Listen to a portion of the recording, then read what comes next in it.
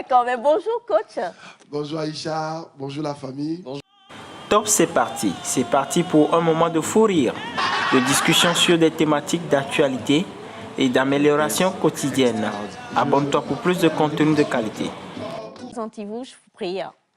Merci, je suis Bruno Kodjo-Akpatibé. D'accord. Je suis, J'ai rien compris aussi, pasteur. je suis expert comptable de profession, inscrit à l'ordre des experts comptables et comptables agréés du Togo. C'est vous là, nous, on n'aime pas beaucoup. Nous qui, de temps en temps, on aime prendre de petits 100 francs, 200 francs, 300 francs dans nos caisses là. C'est vous là, vous serrez un peu beaucoup les choses là. On est là pour vous aider Non, à non. ne plus prendre. Donc voilà, ça c'est ma profession. Et puis je suis le président fondateur de Edufia. Doufian, toi, pas t'eva. Vous comprenez pourquoi je n'ai pas beaucoup parlé? Ah, Parce que oui. la tête ne peut La pas tête être ne là peut et pas moi je porter vais le me chapeau mettre, voilà. quand non, le genou ne peut pas porter le chapeau quand la tête est là. Voilà. Du coup, Monsieur Tête, je vous appelle comme ça, vous êtes d'accord? Comme vous voulez. Ben, merci beaucoup. Hein. Mais l'accent continue avec vous? L'accent va continuer avec lui. Hein. Alors justement, on l'a dit, hein, on va parler aujourd'hui éducation financière et foyer. Mais avant cela, vous le savez, vous aviez une question la fois dernière et vous devez y répondre. Lui, c'est coach Magloire, hein. Coach Magloire de la gloire glorieuse. Odaïbe, Odaï, Olu, Podjo. Justement, monsieur dit que tout a changé quand madame a eu un bébé. Elle s'occupe plus, elle a toutes les faveurs, tout ce qui est bon va beaucoup plus vers l'enfant que vers lui. Et donc, il avait demandé à ce que vous répondiez la fois dernière. Donc, qu'est-ce qu'on peut dire à monsieur qui est, depuis 6 heures, il a écrit, il a appelé. On lui a dit, coach, va seulement et du taku et du clone, il n'a coach, on va faire Dieu. Ok. Alors, merci beaucoup. Je pense que c'est une très, très bonne question. Alors, je ne sais pas s'il a déjà parlé avec sa femme. Parce que ce que nous enseignons, généralement dans notre école de mariage, nous expliquons aux gens qu'il faut être maman, mais en même temps rester femme. Parce que le monsieur a ses besoins, a ses envies, qu'il ne peut pas nier. C'est vrai que la réalité s'impose aujourd'hui que la femme a un bébé. Elle doit s'en occuper. Mais ça n'empêche pas de pouvoir encore honorer les besoins ou satisfaire les besoins de son mari.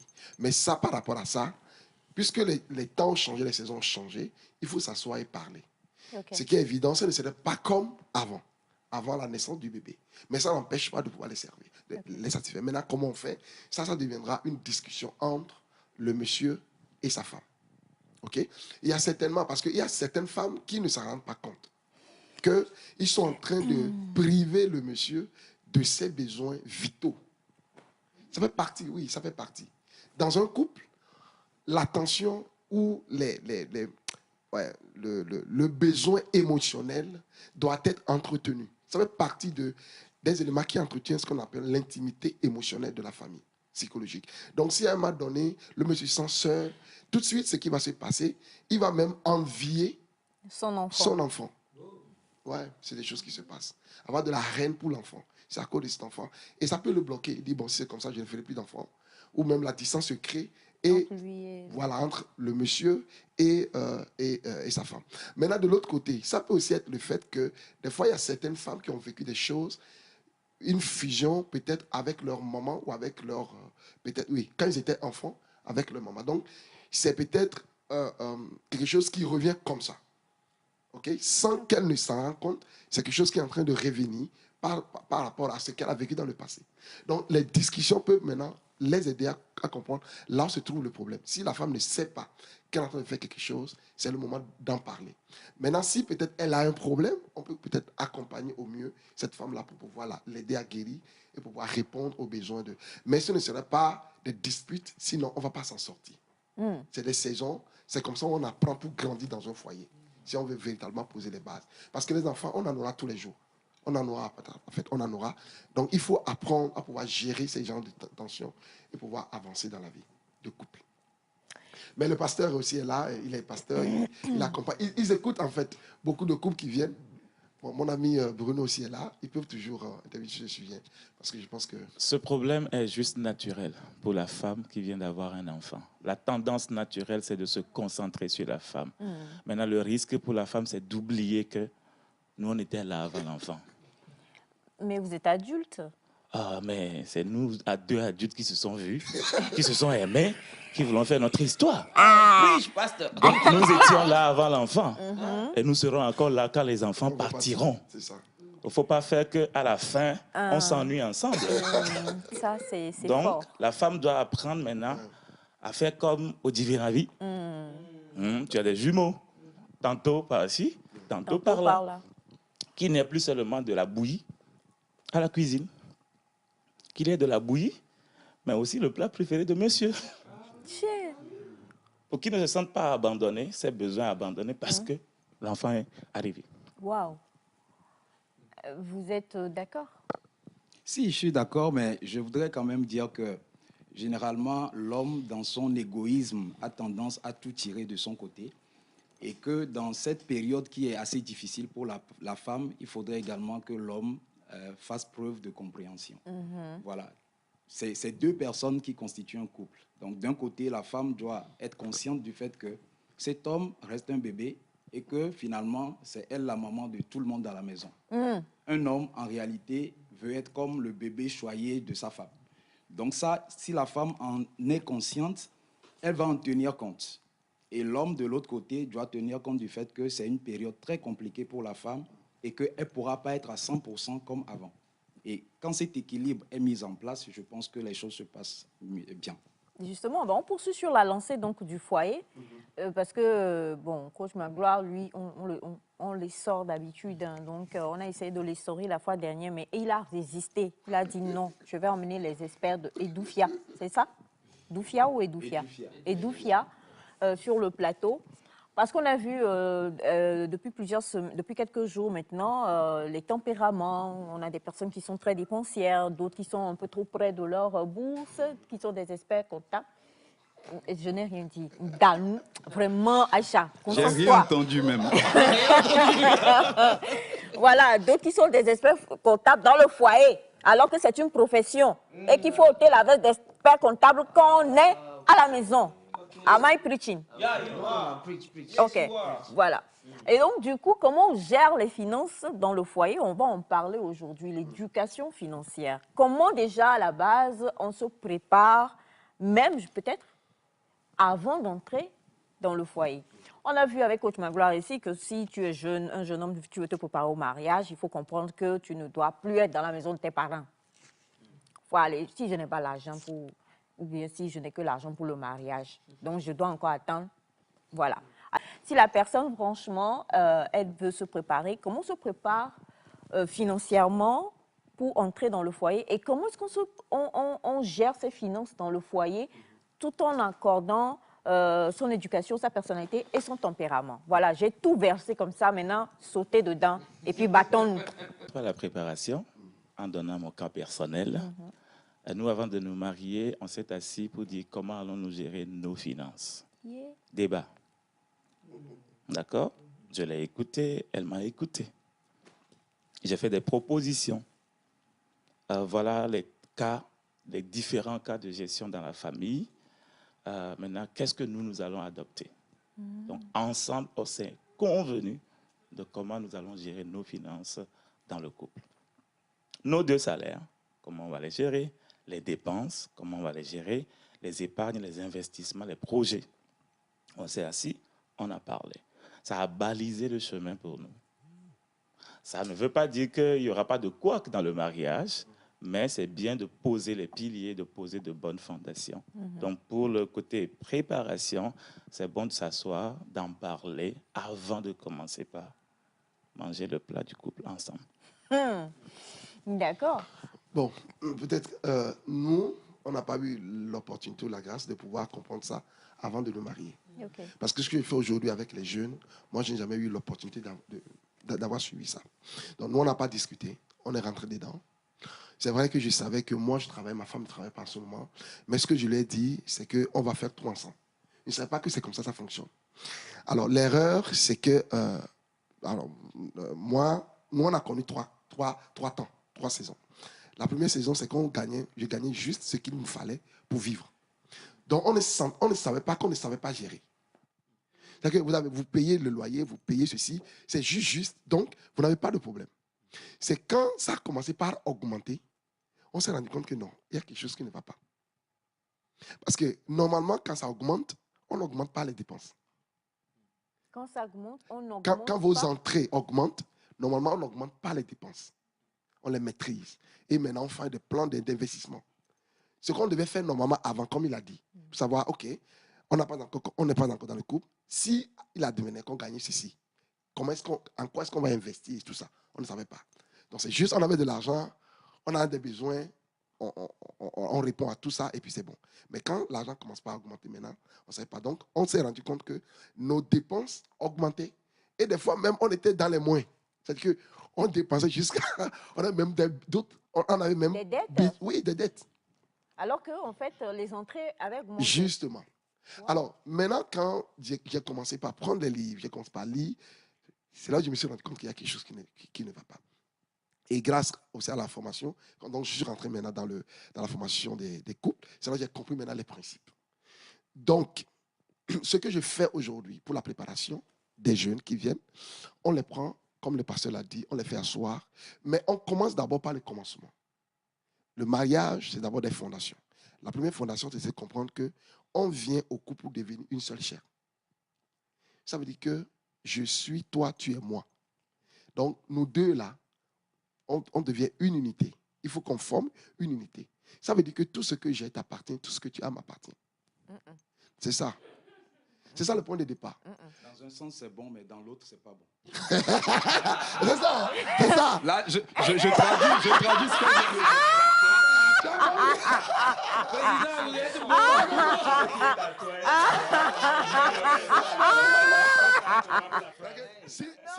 Si l'homme dit tout ce qui est à moi est à toi, la femme dit oui.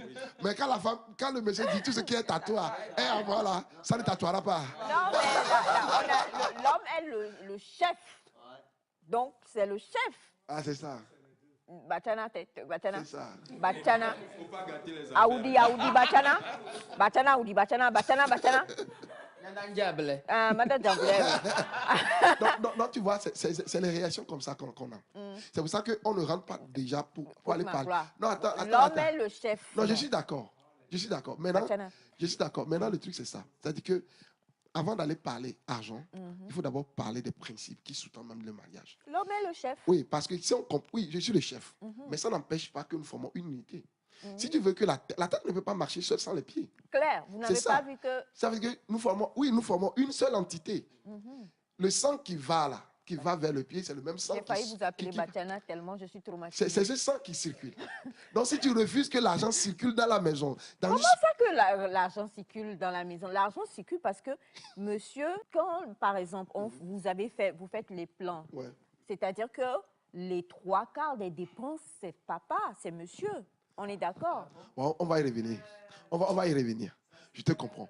Mais ce que je veux dire, simplement que nous commençons d'abord à poser les bases pour voir quelles sont les réactions des prétendants. Comment est-ce que vous concevez la chose? Est-ce que vous comprenez que le mariage, c'est pour former une unité? Parce que le problème que nous avons aujourd'hui, c'est ça. Les gens sont rentrés dedans, ils n'ont pas compris qu'en réalité, on vient pour pouvoir se soutenir et avancer plus rapidement. Exact. Donc, si on ne comprend pas ça, l'argent devient un problème. OK, ça devient un problème. Au lieu que ça bonifie votre vie, ça vous aide à avancer plus rapidement, ça devient un problème. Et c'est ce que nous évitons à nos jeunes en les formant, en les expliquant la fondation du mariage. On devient une seule entité. Et quand les gens comprennent ça, et que je comprends que ce que j'ai appartient à l'autre. Donc, je n'ai pas besoin d'aller vouloir cacher quelque chose. Mais comment on fait? Et c'est là où maintenant la planification rentre en jeu. Parce que la peur des femmes, c'est ça. Si je mets dedans, est-ce que c'est lui qui va décider de tout ou bien c'est moi? On veut savoir qui décide. Maintenant, mais quand on comprend ça déjà, maintenant on va à la deuxième étape. Okay. Où on vous dit comment on planifie ensemble maintenant pour que la gestion soit saine. Alors, donc je laisse maintenant le président. Voilà, président, là, il y a un téléspectateur qui a posé une question, qui est son module de vie. C'est-à-dire qu'il y a un compte pour le couple. Et puis il y a un compte Oui, chacun a son compte, mais il y a un compte pour le couple. Bonne gestion ou pas? Ben, je pense que tout dépend, comme les collègues l'ont dit, du choix que chaque couple fait. Et une fois que vous discutez et que vous vous entendez sur le mode de gestion que vous aurez dans le couple, tout se passera bien. Donc, déjà, il faut qu'on parte de ce principe que ça doit être une entente dans le couple. OK. Maintenant, bonne gestion ou pas, moi je dirais, ce n'est pas une mauvaise gestion. Parce que rien n'interdit que chacun gagne son argent et son compte bancaire sur lequel il reçoit le virement, ce qui est normal et naturel, et qu'ensuite, il y ait un panier commun où chacun vire son salaire, soit à 100%, soit à 50%, soit à 60%, en fonction, une fois encore, de l'entente du couple. Ça, c'est fondamental. Bon, maintenant, moi, je voulais ajouter quelque chose par rapport à mon expérience. C'est la question de la personnalité. Voilà. Et pour moi, c'est l'élément fondamental dans un couple. Vous devez savoir quelle est la personnalité de la personne en face, notamment sur le plan financier. Et nous avons développé un test de personnalité où nous avons fait ressortir 3 dimensions. La première, c'est comment vous prenez vos décisions. Donc, il y a des profils de prise de décision. Ensuite, c'est comment vous dépensez votre argent. Là encore, il y a des profils. Et ensuite, quel est votre degré d'altruisme? C'est-à-dire, quelle est votre façon de sortir l'argent envers les autres? Donc, si vous considérez ces 3 dimensions, et moi, c'est ce que je conseille aux plus jeunes, c'est que faites les tests de personnalité. Asseyez-vous et débriefez ensemble sur ces tests pour savoir qui vous avez en face. Moi, quand je me suis marié, dès l'entrée, j'ai dit à ma femme, tu gères le budget. Donc, moi, c'est la transparence à 100%. Voilà, il n'y a rien que je cache à ma femme. Mes salaires, mes bonus, mes augmentations, mes à côté, tout, elle est au courant. Et je lui fais confiance. Maintenant. Écoutez, écoutez les bons conseils. Non, il n'a pas fini. Au début, quand on s'est marié, moi, je voulais lui confier donc la gestion du budget. Donc, comme ça, tout ce qui rentre, elle sait. Tout ce qui sort, c'est elle qui suit, c'est elle qui contrôle. Mais je me suis rendu compte que ça n'a pas fonctionné. Et j'étais frustré parce que j'ai dit, mais je me suis dit, mais pourquoi je lui laisse tout apporter et qu'elle ne gère pas, elle veut pas gérer. Et au fil du temps, j'ai compris que c'est la personnalité. Et quand j'ai fini par fignoler donc ce test qui a été donc testé à plusieurs conférences, quand elle a fait ce test, on a découvert sa personnalité et on s'est rendu compte qu'elle n'est pas qualifiée tout simplement pour la gestion de notre budget. Ça, c'est moi. Et donc, j'ai repris tranquillement ce travail et je ne lui demandais plus cela. Vous voyez? Donc, ça a failli être un souci au début, juste parce qu'on n'a pas fait cet exercice pour savoir quelle est la personnalité de l'autre. Donc, ça, c'est important. Ok, d'accord. Alors, dans personnalité, on l'a vu avec les explications du coach Magloire, on a plusieurs choses. On a des personnes qui sont dépensières, des personnes, comme on le disait, qui sont un peu pixous. Et puis, on a aussi le vécu. Peut-être que j'ai tellement souffert que maintenant, je suis arrivée, puis il y a eu un bim.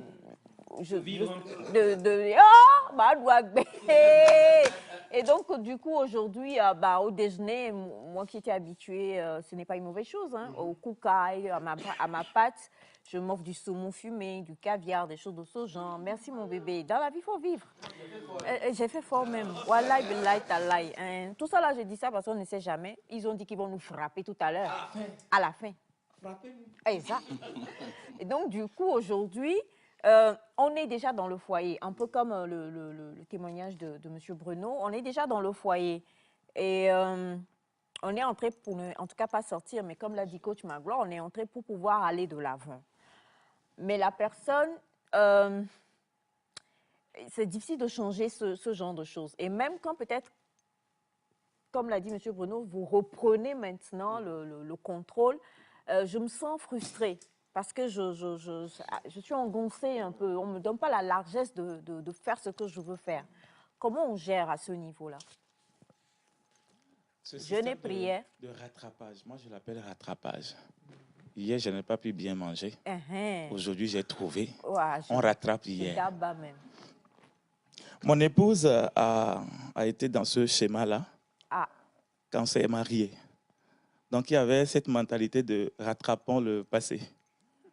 Qu'est-ce que j'ai fait? J'ai fait du coaching. Je l'ai coaché. Pourquoi tu vas faire cette dépense? Pourquoi si? Pourquoi ça? Est-ce qu'on l'a prévu dans le budget? Et c'est quoi l'avantage? Aujourd'hui, c'est elle qui met dans le domaine. Pourquoi? Après le coaching, après avoir investi en elle, nous les hommes, nous sommes très rationnels, mais la femme est émotive. Donc, tout ce qui passe par la tête, elle veut. Mais si elle trouve quelqu'un qui va trouver le sens des choses, pourquoi on fait ci? Pourquoi on fait ça? Et si on réservait cet argent pour un projet, pour notre avenir, pour l'avenir de l'éducation des enfants, en fait, tous ces sujets l'intéressent quand même. Et elle a envie que les enfants aient un bon avenir, qu'on développe nos projets, qu'on finance les choses. Donc, il suffit juste d'amener sa pensée à voir qu'on peut mieux faire. Le rattrapage a été coupé. Et l'équilibre a été trouvé. Donc, quand nous avons des tempéraments différents, c'est une force, c'est une complémentarité. Et il faut plutôt développer cette complémentarité plutôt que de rester soi ou de dire à l'autre, bon, sois toi-même ou bien je suis tel que je suis. Non, trouvons le juste milieu pour nous aider l'un l'autre. Voilà un peu. Alors, bonjour tout le plateau en particulier, mon frère, ma gloire de lumière à la cité. Chia! Les dossiers sortent. Hein?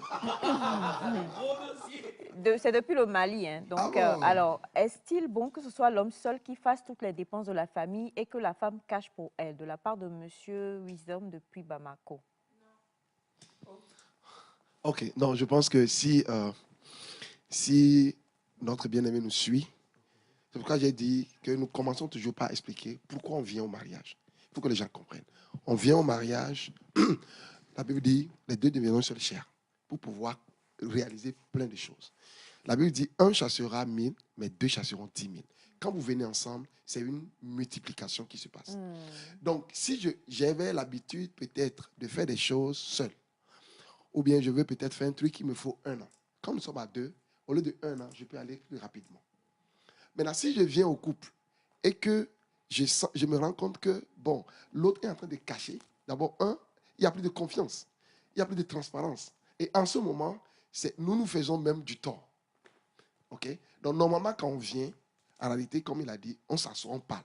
Quand on parle, à ce qui se passe, les peurs sortent. Pourquoi tu ne veux pas mettre pour toi? Parce que c'est ça. La femme, vous savez, généralement, les femmes, elles pensent, c'est vrai, elles pensent à leur mari, à leur couple, mais elles pensent aussi à leur papa pour aider la famille et tout ça. C'est la question qui venait. Hein, donc justement. Donc, en réalité, c'est ça. C'est qu'elle n'a pas une mauvaise idée.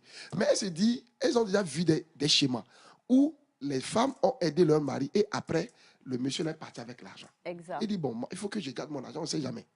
Mais quand on parle et on définit comment est-ce que l'argent sera dépensé. Par exemple, ce que moi je dis toujours, est-ce que moi je fais? On s'assoit, on fait, c'est le pasteur également qui nous a montré ça la dernière fois. On fait une fiche où tout le monde sait combien on paie le loyer, tout le monde, on sait combien on paie l'électricité. Tout est descendu pour nos 2 salaires. Donc tout le monde sait comment on dépense l'argent, mon argent, son argent. On sait. Et ce qui reste, on sait. Ça veut dire que demain, tu ne peux pas venir pour me dire, bon, tu sais, il faut me dépenser, il faut me donner 50 000. Parce qu'on a déjà tout calculé, tout planifié. Quand c'est comme ça, la femme est plus tranquille. Ou ce n'est pas quelqu'un qui met seulement dans sa poche et dit, bon, prends 10 000 d'abord. Alors que moi aussi, j'ai travaillé, j'ai aussi des besoins. Mais quand c'est clair comme ça, c'est beaucoup plus facile à faire. Donc, normalement, dans un couple, ce n'est pas ton argent, ce n'est pas notre argent, mon argent, c'est notre argent. C'est ensemble, c'est comme ça se fonctionne. Mais alors, à quel moment, parce que vous tous, comment vous êtes sapés là? Je salue vos dames. Hein, parce que vous voir, elles doivent être doublement parées. Et on a la grâce de connaître Odaï. Nouveau clip, on ne va rien dire sur ça. Mais qui est très, voilà. Quand on met tout comme ça et qu'on gère, quand ce qui reste là, comment on le gère? C'est-à-dire, on paye les dépenses et tout ça. Comment on fait? Parce que vous nous connaissez, nous, les femmes, on est très chichi, on aime beaucoup de choses, on aime beaucoup de ci, beaucoup de ça. Et ça, là, il n'y a pas une éducation qui va changer ça, là. Il n'y a pas un coaching. C'est que l'homme même, il est content quand sa femme est sapée à côté de lui. On est d'accord? Alors, quand on a fait tout ce qui est vraiment les dépenses primaires, loyer, toutes ces choses, tout. Maintenant, ce qui reste là, c'est ça qui doit faire les loisirs, l'habillement, les petites choses et autres et tout ça là. Ça là, on gère ça comment? Est-ce qu'on se dit, bon, quand on finit tout, le reste là, prends?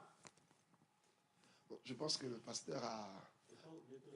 Oui, le président est là. Mais non, je voulais parler peut-être de ta fiche. Oui, voilà, si tu peux commencer. En fait, Comme ça, le président va nous... Dans le principe de budget, ce n'est pas qu'on dépense tout et puis le reste, on va voir si on va faire du loisir avec ça.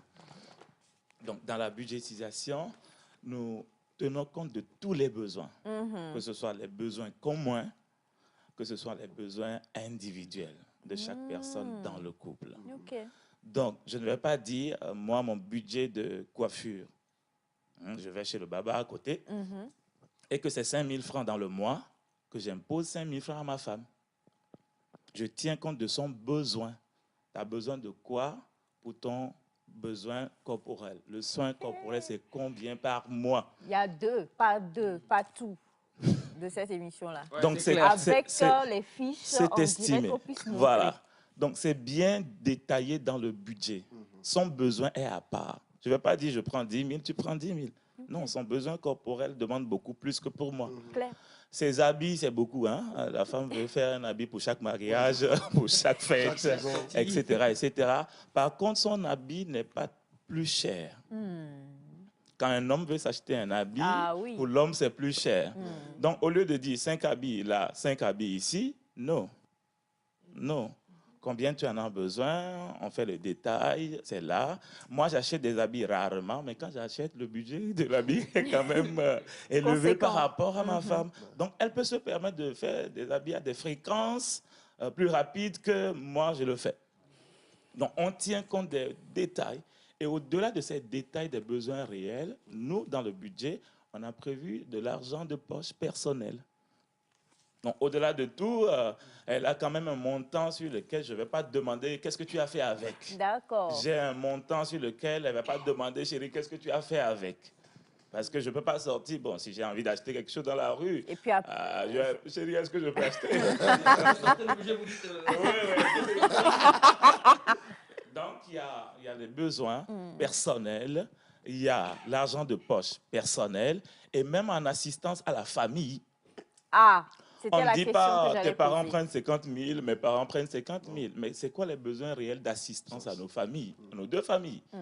Est-ce que ta famille a plus besoin, ma famille a plus besoin, quelqu'un qui est malade, ou bien un petit frère qui a besoin d'argent pour aller à l'école? On tient vraiment compte des besoins et on définit même l'assistance à nos familles.